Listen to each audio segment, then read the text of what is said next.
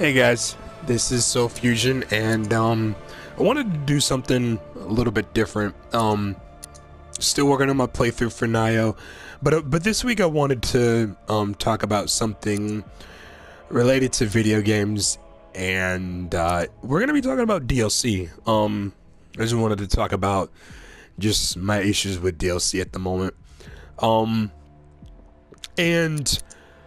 Where do I even start? Okay, so you guys remember back in the days of like the, old school PS2 era where you got a game and you paid your money, put your money down, you were hyped, you were excited, and then, you played your game and you were happy with it. You felt like, wow, okay, I paid, my $50. Back then it was $50. And it was worth it. Now, that was generation, that was ages ago, like back in the 90s. And for me, I hate to say it, but I can honestly say that it's been a while since, since I felt like just satisfied with modern gaming. And I think a big reason why that is because partially because of DLC, or the misuse of DLC. That's pretty much the issue that I have. I don't have an issue with DLC as a concept. Actually, I think it's an amazing concept. It's the execution of said concept that leaves a lot to be desired, and it's often left, a bad taste in my mouth. And also coupled with the fact that games today feel very rushed, they feel unfinished. Gaming kind of just, there's no soul behind it now. For instance, like a game like, Jet Set Radio Future, a classic game, an amazing game. I feel like if that game came out now, you would, let's see, they would probably charge you for extra, songs. They'd charge you for extra characters. Do you know how many characters are in that game? There are a bunch. They would charge you, and as a matter of fact, you know what they would do? They would probably do this. For those of you guys that don't know, there are these things called graffiti souls in that game. And in order to get all the characters, you have to get all the graffiti souls, right? So what they would do is they would do the same exact thing that they did for Mortal Kombat. They had this thing in Mortal Kombat where you could pay extra money and you could get easy fatalities. You could, get unlocked all the crypt items and things of that nature, as opposed to finding them yourself, And what they would do is they would, if Jet Set Radio Future came out now, they would have this thing where you would pay like maybe $10 to get all the characters unlocked, as opposed to, putting in work the old-fashioned way and, finding those characters, exploring the game and things of that nature, listening to the music and all that stuff, and learning how the game plays and such. You would pay extra for all that. And I also remember another example. I'm playing Arkham Knight right now. How many of you guys remember where Arkham City came out? And the original game came out and stuff like that, and they charged, not only did they charge you for, not only was Catwoman DLC, but first of all, her purpose in the story wasn't, she didn't have that big of a role to play in the game. And then to top it all off, you had to pay extra DLC to play with Robin and Nightwing. And but then somebody did something where they contacted the Better Business Bureau, and then they got in contact with WB and pretty much made WB what was it? They pretty much made WB what did they do? Oh yeah, they made WB pay release. Or they didn't make WB release, but in light of them getting called on by the Better Business Bureau, the WB was like, okay, look, we'll release, Game of the Year edition. And they also gave them like the Harley Quinn story missions or whatever the case is. And those missions are also on the Arkham Knight or Return to Arkham re-release. But the point that I'm trying to make is this, is that gaming is not what it used to be, and it's partially the developers, sure, it is partially the developers, but also it's partially the gamers' fault too. Gamers are the ones that are going along with this rubbish, and they shouldn't have to. So one of the things that I want to do soon is shout outs to HUSA Entertainment and the Gamer Kings. What I want to do is I want to talk to them about because this subject is related to a video that HUSA did recently where he talked about Sonic and just all the issues that he had with the community and the whole divide between, you know, classic Sonic fans versus adventure fans. And me personally, I'm of the camp where I just want to see a good game.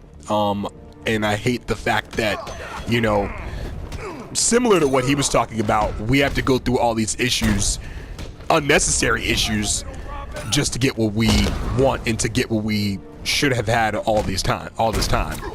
You know, I think with gaming now, people have settled. Gamers have settled. You know, we've settled for things that we shouldn't. I mean, and what's worse is we don't. And the thing is that we don't protest with our wallets. That's the thing that gets me. We see stuff that's bad. We don't do anything about it. You know, for instance, Metal Gear Solid 5. Like, a lot of people said that the story was terrible. I partially agree. The story is not as good as, you know, the previous Metal Gear Solid games. And there was also another chapter in Metal Gear Solid 5 that was taken out. And, you know, the game, you know, gamers are like, yo, could we get that extra chapter? And I was under the impression with the re-release on the PS4 and Xbox One respectively that we were gonna at least get, you know, something related to that. You know, I mean, and I know somebody's gonna be like, oh, well, you know, that was a thing between, you know, Konami, and I don't know if Konami can really give you that or things of that nature. And fair enough, but one can always hope. It's crazy too, because, like, I'm pretty sure that, like, a lot of gamers have, like, their, you know, a lot of gamers have their, you know, their original PS2 and Xbox games, and even PlayStation games, where you bought a game, you spent the money, and you were like, dang, I'm glad that I got my money's worth. You know, for instance, and I'm going to talk about another game that came out. I'm going to talk about this game more in detail next week, in light of something something very major coming out next week, related, and is by the same company. But Final Fantasy 15, for instance, perfect example, another good example.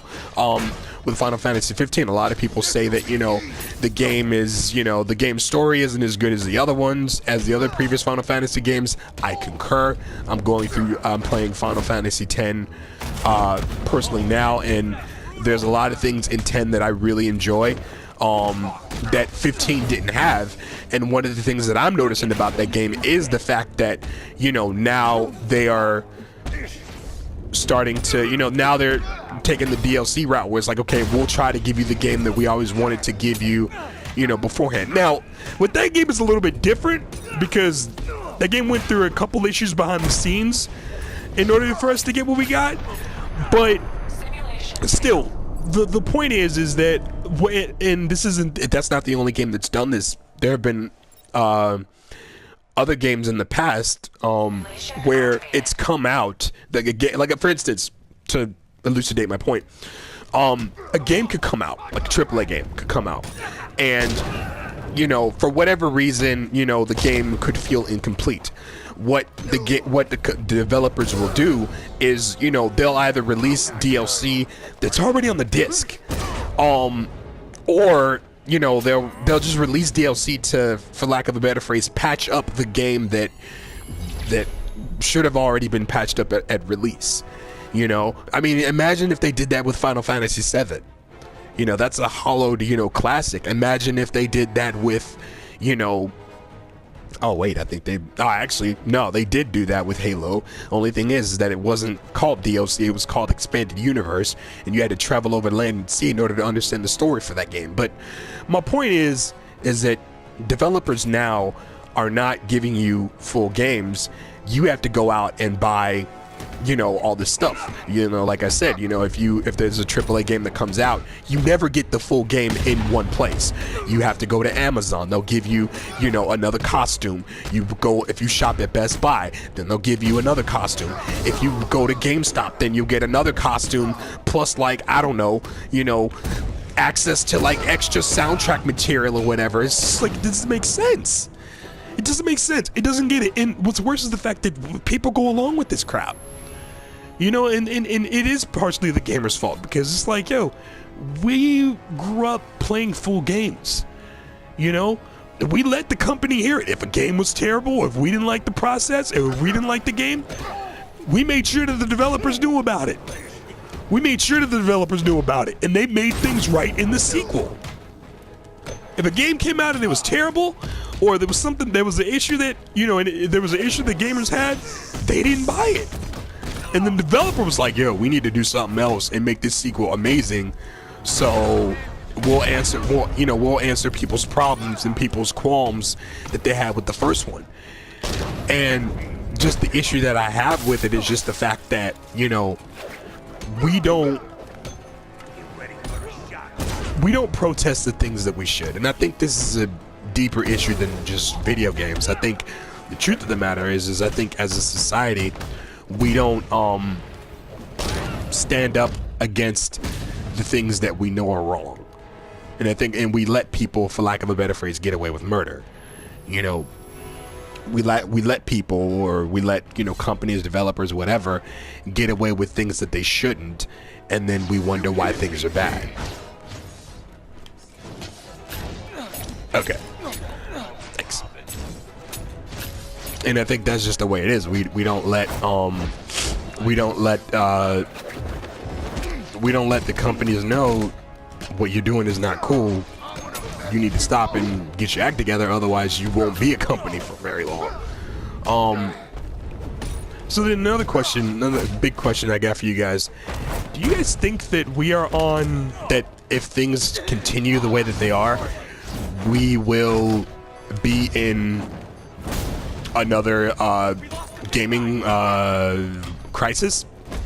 I've often wondered that. I've heard people kind of say that, like that, you know, that we're, you know, not close to being in a spot where, you know, gaming could you know, fall, or we could go through another you know, gaming crisis like they did in the old days. I want to say the 80s. Do you guys think that that's possible? Do you guys think that, you know, that we're close to that? I mean, I don't know. I don't think we are, but I wouldn't be surprised if, you know, that could sneak up on us and we don't realize it. I think, you know, that's not something that should be too, you know, far-fetched, for lack of a better phrase. I think that something like that could happen. Simulation activated. I don't know. I mean, I'm not, you know, I don't want to be the boy who cried wolf, but I do think that, you know, that is something that we should be mindful of. I mean, you know, we're not, I think what would keep it afloat is if people accepted quality. You know, if gamers, like for instance, Marvel vs. Capcom 4. Marvel vs. Capcom Infinite is coming out, and Ultimate Marvel vs. Capcom 3. Ooh, wait a second, reverse that. I'm not going to talk about Infinite. I'm going to talk about 3 because that's a better example. Marvel vs. Capcom 3 comes out, right? So then they come out with that game, and you had to buy, you had to pay extra to get Jill Valentine and Shuma Gorath, right? They didn't come, you know, they didn't come free on disc. Or maybe they were on the disc, but they just locked behind a paywall. But anyway, you didn't get them in the vanilla version. So then 6 months later, Ultimate Marvel vs. Capcom 3 comes out. And I remember being like, really? Okay, not bad, I guess. Does this come with, does this come with, you know, Shuma Gorath and Jill Valentine? No, it doesn't. It does not. You still have to buy those characters. At least to my knowledge, you still have to buy those characters. I remember looking that up and them saying, oh yeah, you know, you still have to buy those characters. They re-released Ultimate Marvel 3 on the PS4 and Xbox One. I'm not sure if you still have to. I'm not sure if those two characters are locked behind a paywall. Somebody can let me know. Or better yet, I'll look into it myself. Either way, but my thing is that's a perfect example. And here's the thing: people bought it. Like, people bought it, and they were just like, oh, you know, it's just those two characters. No, it's not those two characters. Especially when Marvel vs. Capcom 2, all those characters were on the disc, true. But the thing is you bought them. You know, you bought them. You worked hard to get them. You know, every time your friend came over, you'd be like, oh yeah, you know, I was playing, I got Akuma, you know, I got, you know, Venom with like a different color, you know, I got like Magneto, whatever the case is. I got, you know, Storm, whomever, and that was that. But you worked hard to get them. And so I think with gaming now, gamers don't, you know, they don't stand up, especially when they know they should, and especially when the standard was already set before. The standard was set before already, and we set the standard. Not the companies. It wasn't the companies that were like, yo, we need to give good game. We need to give full games to these people. We expected it. That's the thing. We were the ones that expected good games, and we expected to get our money's worth. That's the issue. The issue is that we're not getting our money's worth, but you got the majority of people that are okay with being screwed over. And I think that's the biggest issue that I think that, you know, gamers have nowadays is, you know, they're okay with being screwed over. As long as I got my bright shiny toy, you know, and as long as I can, you know, be cool in front of my friends, then, you know, forget quality, you know, forget that. Quality is overrated, you know. It's not supposed to be that way. Like, I'm being sarcastic, but I'm pretty sure there are a bunch of folk that think that way.